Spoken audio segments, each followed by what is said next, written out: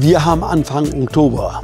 Die Sonne scheint heute, da freuen wir uns. Wir sind nämlich am Einpacken für unsere Reise nach Spanien. Darüber möchte ich jetzt ein bisschen was erzählen und die eine oder andere Frage beantworten, die ihr mir gestellt habt bzw. geschrieben habt zu Spanienreise. Herzlich willkommen zu diesem Video.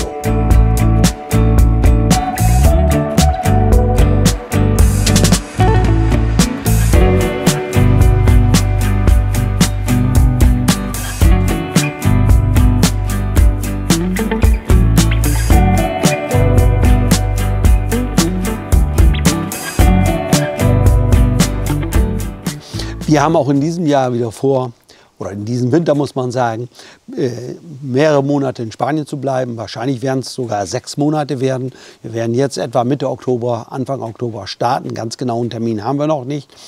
Und werden dann ganz langsam Richtung Spanien fahren, werden also auch einige Zeit noch in Deutschland ein paar Tage verbringen, weil wir da noch einige Sachen vorhaben.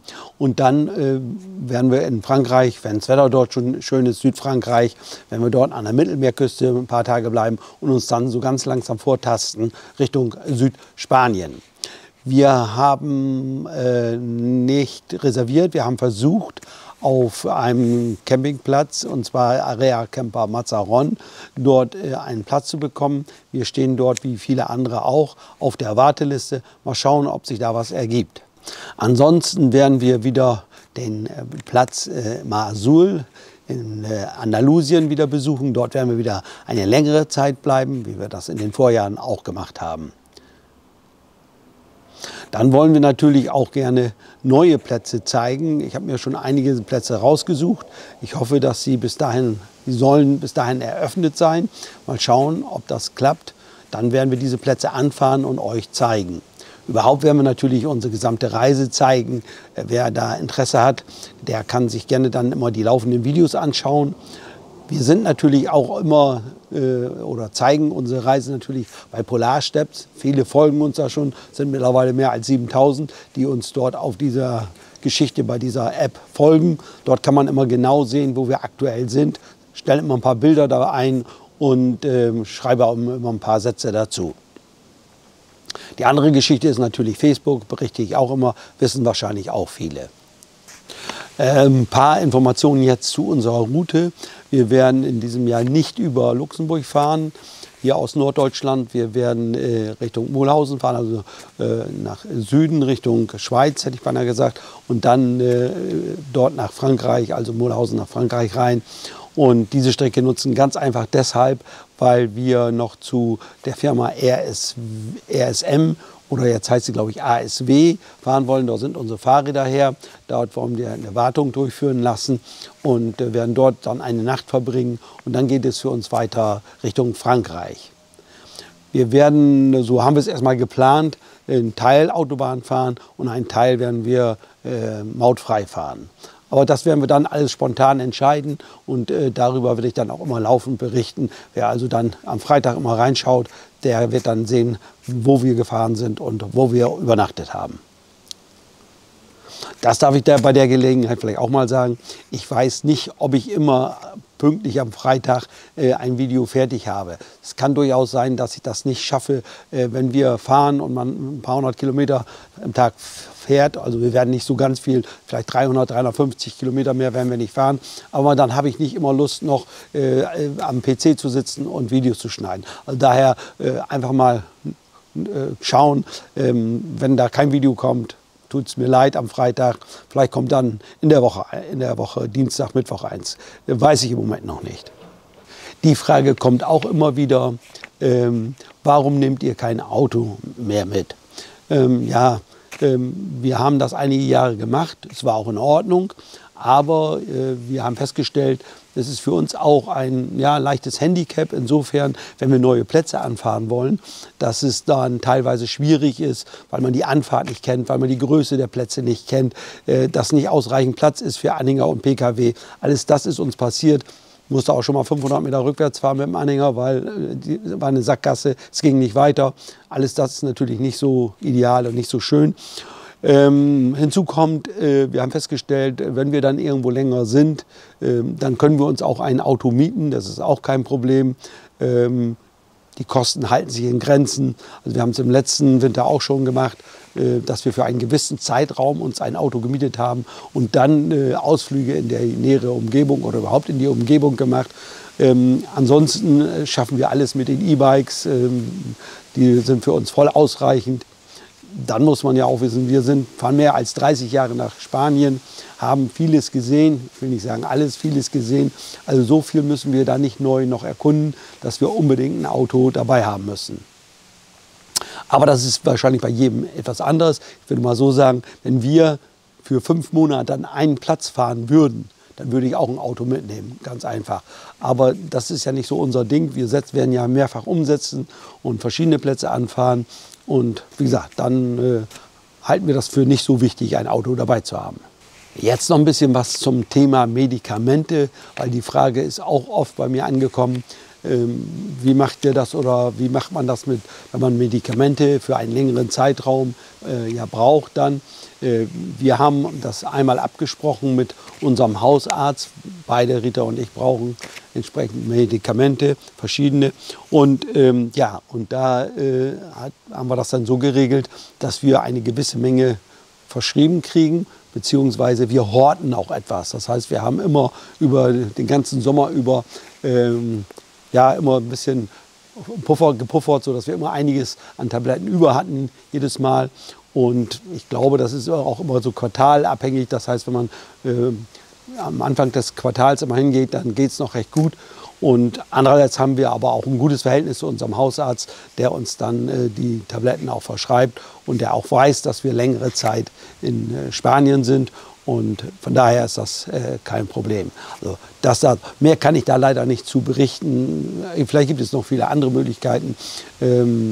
Ich weiß es nicht. Da kann ich im Moment nicht mehr dazu sagen. Ja, dann kamen auch immer wieder Fragen, wie macht ihr es mit dem Haus, Garten? Unser Garten, den haben wir jetzt noch mal ein bisschen auf Vordermann bringen lassen. Im Herbst jetzt, wir haben den Gärtner kommen lassen, alles ist geschnitten worden. Wir selber haben ein bisschen was gemacht hier, ein bisschen neu angelegt teilweise. Und die Pflanzen, die den Frost nicht abkönnen, die kommen bei uns in den Wintergarten, stellen wir rein. Unsere Tochter, oder wir haben 2 Töchter, eine kommt dann zweimal die Woche, guckt hier nach dem Rechten und pflegt dann auch diese Pflanzen, die Pflege brauchen. Wir haben nicht so sehr viele, aber die dann eben im Wintergarten stehen, die werden dann von ihr betreut bzw. gegossen. Genauso ist es mit der Post. Wie gesagt, zweimal die Woche kommt sie hierher, unsere Tochter, und öffnet die Post, guckt rein. Sind es irgendwelche wichtigen Sachen, macht sie davon ein Foto, schickt mir das zu und dann kann ich entscheiden, wie es dann weitergehen soll. Es ist also kein Problem, wenn wir auch mal dann eine Rechnung kriegen oder so. Alles das kann man ja heute online regeln. Kann ich weg? Ja, klar. Deine Aufnahme. Nein, ich kann ja schneiden, rausschneiden, wegschmeißen. Okay.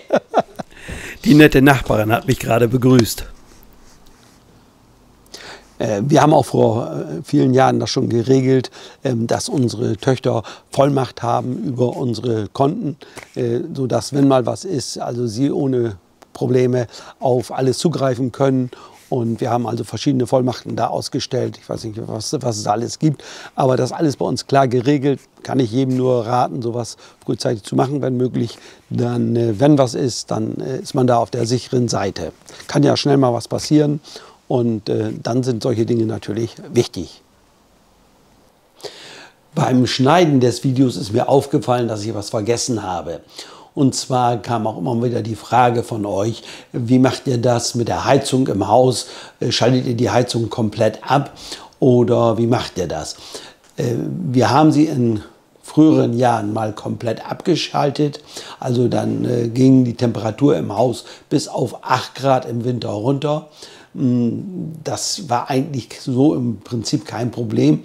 Aber es dauert natürlich sehr lange, wenn man dann wieder die Heizung wieder einschaltet, wieder beheizt das Haus, bis das Haus wieder die richtige Temperatur hat.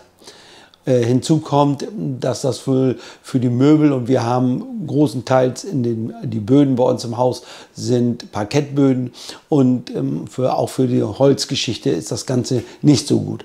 So haben wir uns dann entschlossen, die Heizung laufen zu lassen und dann auf eine Temperatur von 15 Grad. Also einmal an der Heizung die Vorlauftemperatur bei der Fußbodenheizung runtergestellt und habe auch dann die einzelnen Thermostate in den Räumen entsprechend auf 15 Grad oder teilweise noch tiefer gestellt, sodass wir durchweg im Haus dann immer zwischen 13 und 15 Grad in den Räumen haben. Das warme Wasser haben wir natürlich komplett abgestellt. Zum Thema Wasser, Wasserleitung. Die Wasserleitung, oder da stellen wir den Haupthahn ab, also das ganze Haus hat dann keine Wasserversorgung mehr, ist ja auch nicht erforderlich, wird ja auch nicht gebraucht. Das ist ein wichtiger Punkt. Wir hatten schon mal einen Schaden, da hat ein Wasserhahn getropft in unserer Abwesenheit über einen längeren Zeitraum. Wir haben einen Keller im Haus, da ist das Wasser in den Keller gelaufen und dort unglücklicherweise noch in eine Technik gelaufen, sodass wir einen Schaden hatten von einigen tausend Euro. Daher ist es besser, wenn es möglich ist, das Wasser, also das Leitungswasser am Haupthahn komplett abstellen. Auch diese Frage ist häufiger gekommen, und zwar Fahrtenschreiber. Viele werden das Thema noch im Hinterkopf haben vom letzten Winter, was da passiert ist. Ich habe dazu ja 2 Videos veröffentlicht. Ich wollte jetzt nicht wieder neu was veröffentlichen, solange es nicht ganz klar ist, was jetzt Sache ist. Ich werde da immer gut informiert, aber es gibt noch keine entscheidende Wende, dass es positiv für uns Camper ausgeht. Ich habe also noch keinen ganz genauen Bescheid in irgendeiner Form.